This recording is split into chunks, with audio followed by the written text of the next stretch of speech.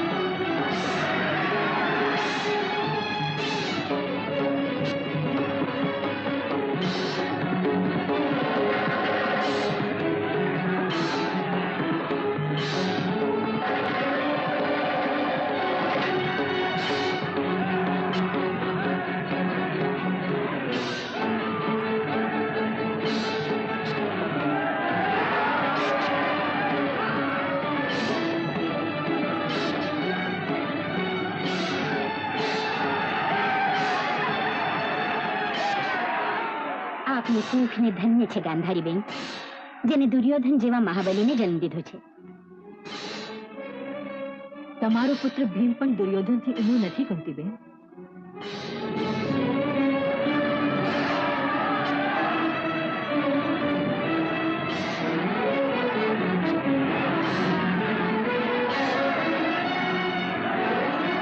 બંને મસ્ત હાથીના જેવા હિલ્લોડે ચડ્યા છે.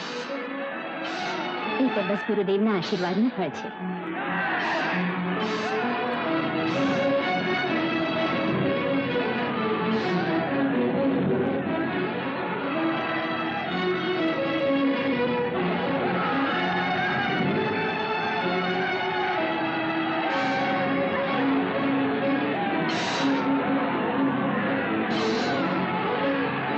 પરીક્ષા થઈ ચૂકી.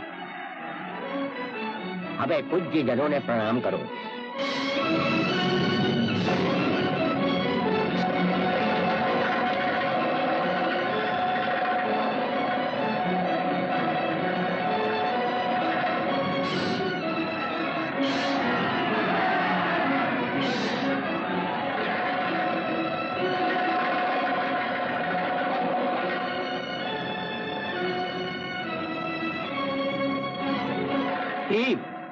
દુર્યોધન, શું ગુરુ આજ્ઞા તમારા કાન સુધી નથી પહોંચી?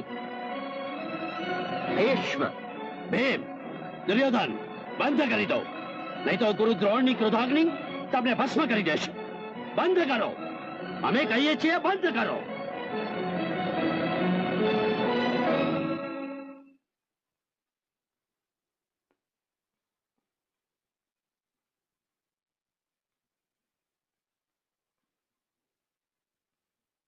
હવે આપ સર્વ અર્જુનના બાણોના ચમત્કારો જોશો. હું વેદવાણી બનીને કહી શકું છું કે અર્જુન જેવો ધનુર્ધારી આ પૃથ્વી પર બીજો કોઈ નથી. દ્રોણાચાર્યજી,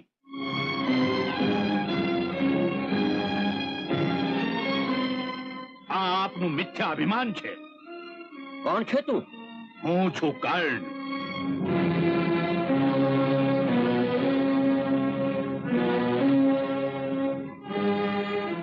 સારથી અભિરથનો પુત્ર છે. અમે દાસી પુત્ર સાથે કોઈ સ્પર્ધા નથી કરતા. કોઈ રાજકુમાર અથવા રાજા જ પ્રતિસ્પર્ધામાં ભાગ લઈ શકે છે. આ અન્યાય છે. આ રાજા ન હોવાને કારણે અર્જુનથી યુદ્ધ નહીં કરી શકે. એટલા માટે હું એને અંગ દેશનો રાજા બનાવી ન્યાયની રક્ષા કરવાનો. મહારાજ ધૃતરાષ્ટ્ર, હું દુર્યોધનની સાથે સહમત છું.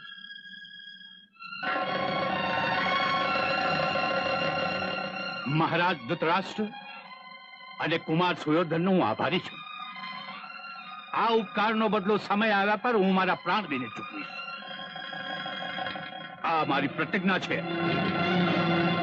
આચાર્યજી, હવે તો આજ્ઞા છે. પરંતુ મિત્ર બનીને તમે તમારું કૌશલ દેખાડી શકો છો.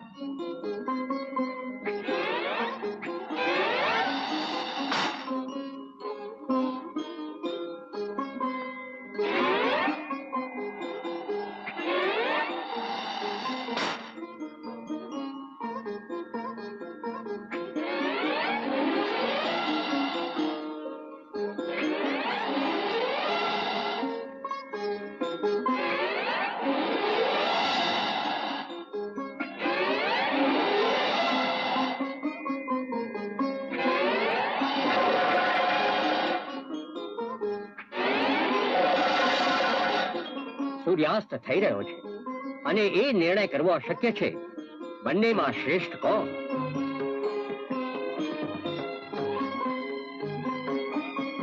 વીર અર્જુનનો ધનુર્ધારી કર્ણનો વીર અર્જુનનો ધનુર્ધારી કર્ણનો. આ પ્રસન્નતાના અવસર પર હું મહારાજ ધૃતરાષ્ટ્રને અનુરોધ કરું છું કે સ્વર્ગીય મહારાજા પાંડુના વડા પુત્ર ધર્મરાજ યુધિષ્ઠિરને યુવરાજ પદ દઈને પ્રજાની વધાઈ સ્વીકારે. હું પિતામહની આજ્ઞાનો સદા સ્વીકાર કરું છું. સંજય, મારા વતી યુધિષ્ઠિરને યુવરાજ બનાવવાની ઘોષણા કરી દો. શકુનીની દેખતી આંખે યુધિષ્ઠિર યુવરાજ? આપે મને કઈ કહ્યું પિતાજી? ચૂપ રહે મૂર્ખ. 1000 વાર કહ્યું છે કે દિવસે ન બબડ્યા કર. અરે પણ ન્યાય રક્ષક સમ્રાટ ધૃતરાષ્ટ્ર વતીથી રાજકુમાર યુધિષ્ઠિરને યુવરાજ પદે સ્થાપવાની ઘોષણા કરું છું. મહારાજ ધૃતરાષ્ટ્રનો જય! યુવરાજ યુધિષ્ઠિરનો જય! મહારાજ ધૃતરાષ્ટ્રનો જય!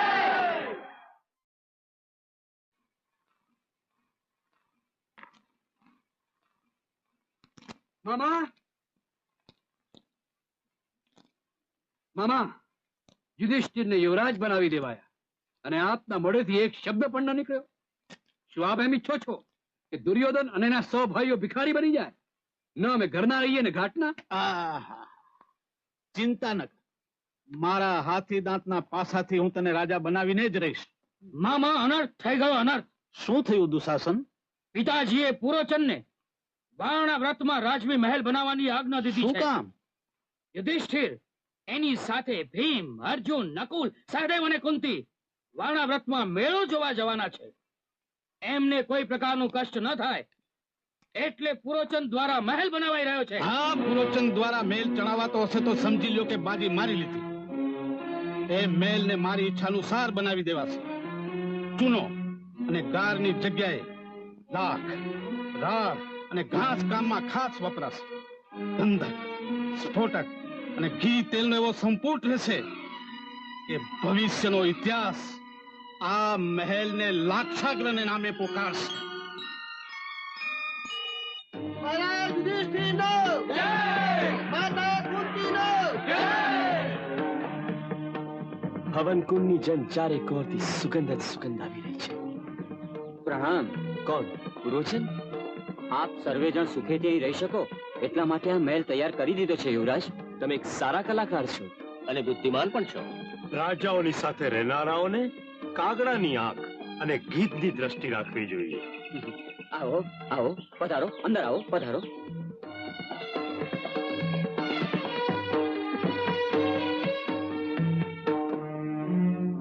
આવો, જુઓ આ તરફ.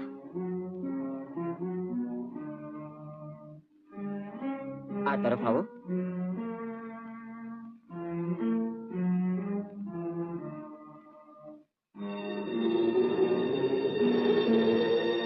આમ આવો.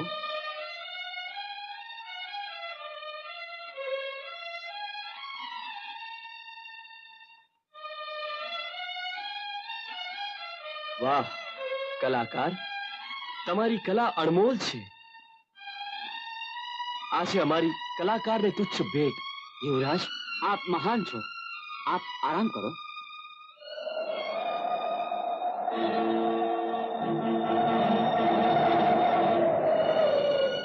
ઘટાઓ ઘેરાઈ રહી છે.